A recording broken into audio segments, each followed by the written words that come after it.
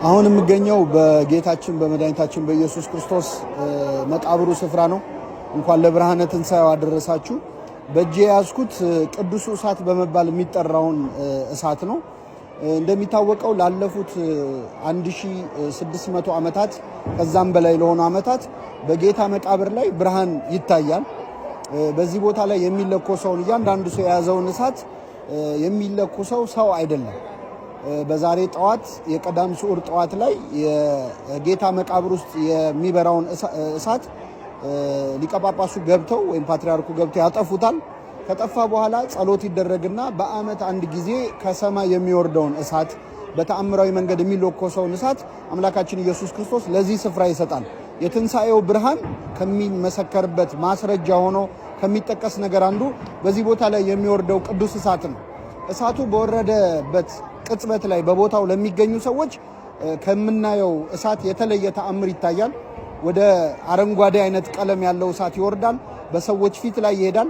ብርሃን አለው ግን አያቃጥልም። እና በዚህ ቦታ ላይ የጌታ የትንሣኤው ብርሃን በዓመት አንድ ጊዜ በዛሬው ዕለት ተገልጿል። ዛሬም ጠዋት እንግዲህ የምትመለከቱት እሳት ወርዷል ማለት ነው። በጣም የሚገርመው አሁን በእጄ ያዝኩት 33 መብራቶች ነው። እነዚህ 33 መብራቶች የሚያመለክቱት ጌታችን በምድር ላይ ለ33 ዓመት መቆየቱን ነው።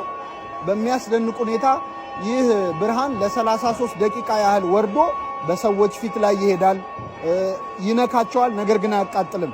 ከ33 ደቂቃ በኋላ ግን በምትመለከቱት መልኩ ወደ ምናውቀው አይነት እሳትነት ይቀየራል ማለት ነው። እና ይህ እጄ ላይ የምታዩት እሳት የትንሣኤው ብርሃን ነው።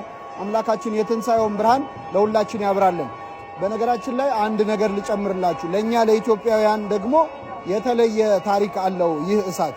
በአንድ ወቅት ቅዱስ እሳት በሚወርድ ሰዓት አንድ ኢትዮጵያዊ ይህንን እሳት ለመለኮስ ሊገባ ሲል በጥቁርነቱ ንቀውት አባረው አስወጥተውት ነበር እና በዚያን ዕለት ይህ እሳት የወረደው ለዛ ኢትዮጵያዊ ነበረ እና በዚህ ምክንያት ብዙዎች ተጸጽተው የኢትዮጵያ ሰዎችን እምነት አክብረዋል። በዛሬው ዕለት የሚነበበው ተአምር የዚህን ኢትዮጵያዊ ታሪክ የሚያሳይ ነው።